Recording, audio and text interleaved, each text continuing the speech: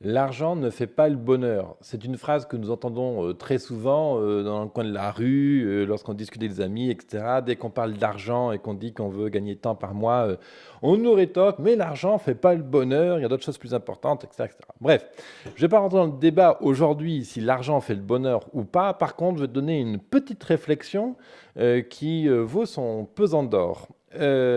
Justement, en parlant d'argent, il y a quelque chose qui est très intéressant autour de l'argent. Une toute petite réflexion, tu verras, c'est une toute petite phrase, un petit truc. Et derrière ça, je vais te proposer 4 points pour t'aider à dépasser cette problématique de l'argent et cette peur de manquer d'argent ou le fait que tu sois peut-être déjà dans le manque d'argent. Et je vais te proposer 2, 3 petits outils, 2, 3 petites réflexions pour dépasser ce problème de manque d'argent.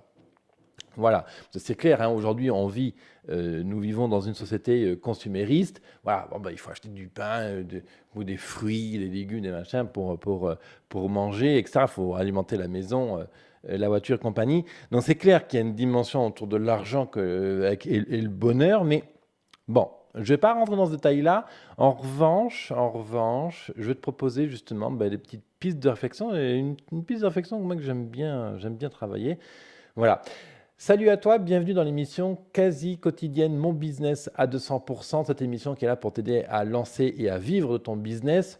Je suis Levesque David, le fondateur de l'accélérateur Business Temple. Voilà, je suis mentor et expert en marketing et ma mission de vie, c'est d'accompagner toi à vivre ton business, à réussir à générer 5 000 euros par mois grâce à ton talent et à ton focus sur une période d'à peu près de 1 an.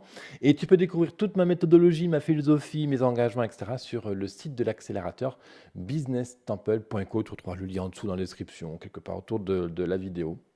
Voilà. Alors, l'argent ne fait pas le bonheur. Par contre, j'ai envie de te poser une question. Qu'est-ce que évoque le mot argent chez toi? Qu'est-ce que ça évoque chez toi lorsque tu fais une dépense? Je t'invite à réfléchir et à te poser, c'était l'occasion là maintenant de te poser et à réfléchir. Quand tu fais une dépense, quand tu achètes du shampoing, quand tu achètes des légumes, des fleurs, quand tu achètes des bocaux vides pour faire tes confitures, quand tu achètes des crayons de couleur pour tes enfants, peu importe, quand tu dépenses de l'argent, qu'est-ce que ça évoque dans ta psychologie? Qu'est-ce que tu ressens dans ton corps? Quelle émotion ça engage? De même, qu'est-ce que ça évoque chez toi? Qu'est-ce que tu vis quand tu investis? Je fais une nuance entre dépenser et investir. Brièvement, dépenser, c'est de l'argent qui ne reviendra jamais dans ton porte-monnaie, alors que quand tu investis, c'est de l'argent qui te reviendra, soit sous forme directement, soit de l'argent sous forme d'argent, soit sous forme de gains matériels et immatériels. Donc, qu'est-ce que tu ressens quand tu dépenses et quand tu investis? A contrario, qu'est-ce que tu ressens quand il y a de l'argent qui rentre dans tes caisses? Alors ça, c'est en général à peu près facile à savoir. Qu'est-ce qui fait ce... OK. Souvent, on est content, c'est de l'euphorie en fonction du volume qui rentre, voilà. Mais du coup, moi, en fait, j'ai envie de te faire la petite réflexion que je te propose aujourd'hui, c'est ça. Est-ce que chaque fois que tu fais une dépense, tu le connectes à du stress? Parce que finalement, on a le choix, soit de connecter, je dépense 10 euros, 20 euros, 50 euros, 100 euros dans quelque chose là qui m'est nécessaire maintenant, soit quand je fais cette dépense-là, je la connecte à du stress, oh là, il va me manquer 100 euros sur le compte, comment je vais faire derrière, j'ai pas les moyens, j'ai pas ceci, j'ai pas cela, il y a un tel qui va râler derrière, ou tout ce qu'on veut. Et dans ce cas-là, forcément, à chaque fois, tu engages une chimie qui n'est pas intéressante. Tu vas engager un état psychologique qui ne va pas être créatif, qui ne va pas être dans la confiance, qui ne va pas être dans l'autorisation, dans l'apprentissage, etc., etc. Tu vas bloquer, en fait. Alors que si, quand tu fais une dépense, tu dis, je sais, j'accepte, j'accueille le fait que j'ai plus d'argent, mais je sais que, et je sais, pardon, c'est pas même pas mais, c'est et je sais que les 100 euros que je mets maintenant sur la table vont contribuer au bien-être de ma famille, à remplir le frigo, à tout ce qu'on veut, etc., etc. Donc moi, la réflexion que je te propose aujourd'hui, c'est vraiment à quoi connectes-tu les dépenses que tu fais au quotidien? Et ça vaut particulièrement si tu es dans un certain stress financier. Parce que quand je me pose cette question, tu vas découvrir que, en fait, tu as psychologiquement le choix de décider qu'est-ce que tu veux ressentir quand tu poses tes actes.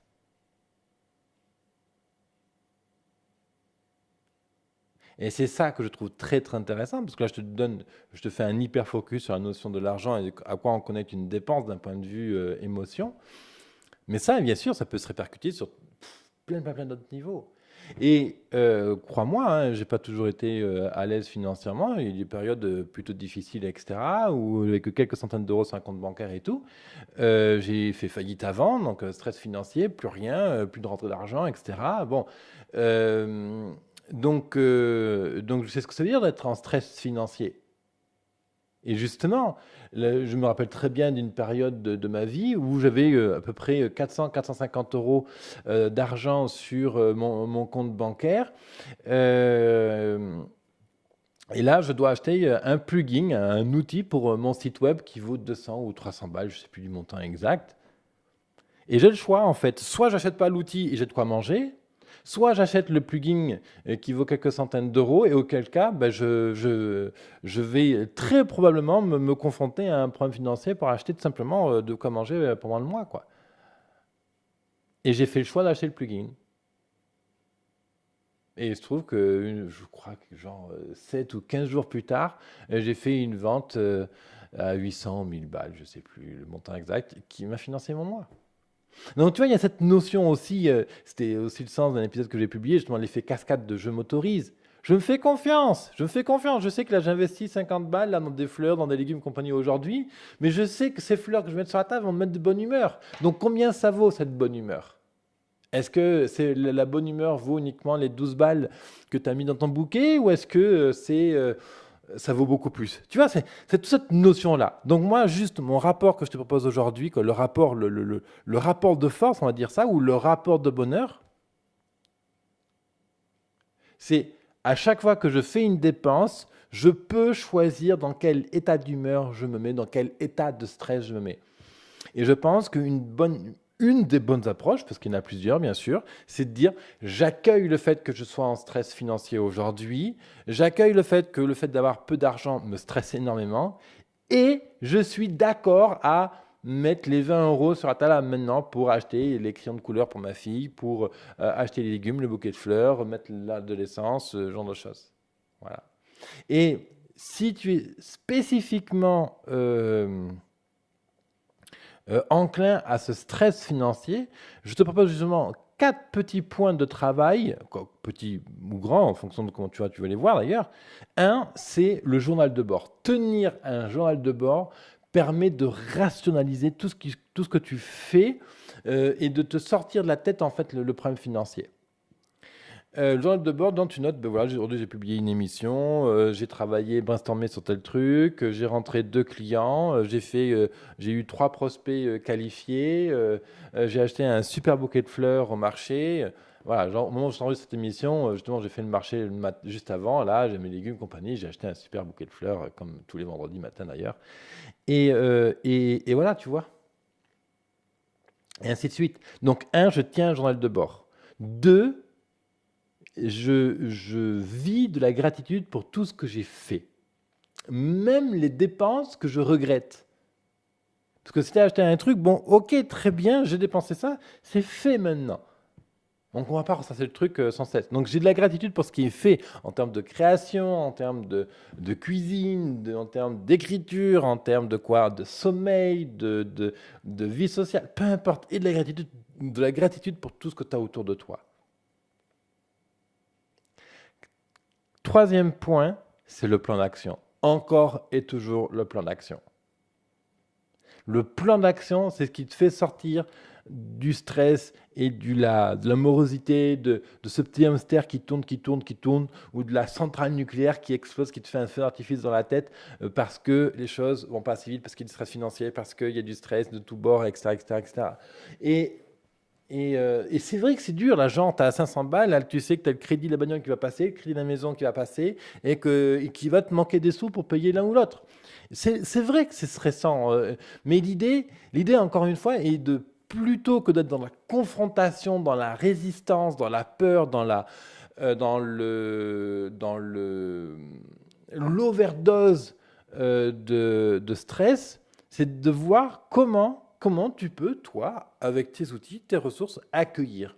Alors je sais que ça en fait bondir plus d'un quand je dis ça, parce que quand je le dis en direct, ouais mais non, mais là t'es bisounours avec tes trucs, attends, moi regarde ce que je vis, là c'est pas facile. Oui, ok, c'est pas facile, mais tu as le choix.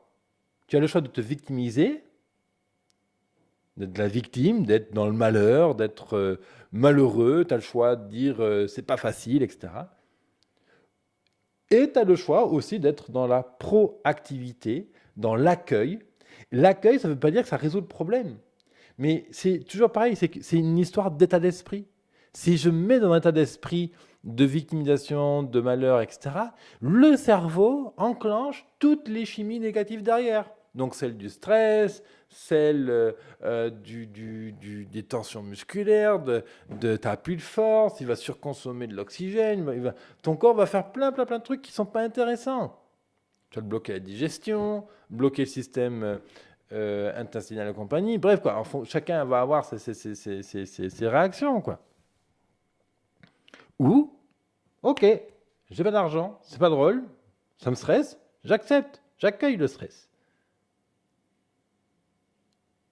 Journal de bord,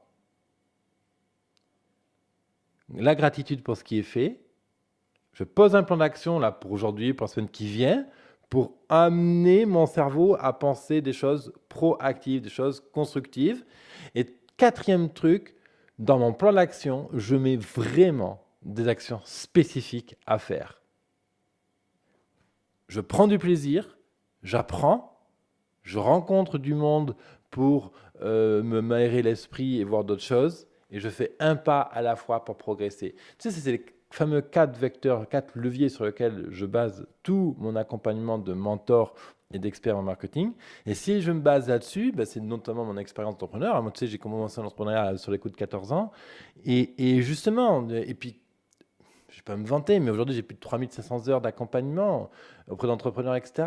Et je vois bien, en fait, les enjeux, les leviers qu'on peut utiliser. Le premier, c'est le plaisir. Prends du plaisir. Amuse-toi, éclate-toi, autorise-toi. Prends du plaisir. Autorise-toi à prendre du plaisir, même s'il y a un putain de trou de béance à la banque. L'argent ne fait pas le bonheur. Si tu connectes l'argent à du stress, ça fait que tu dépenses chaque fois tu envoies du bordel dans la cervelle en haut. Donc là, oui, l'argent ne fait pas le bonheur. Ça, c'est sûr. Vu comme ça, c'est certain.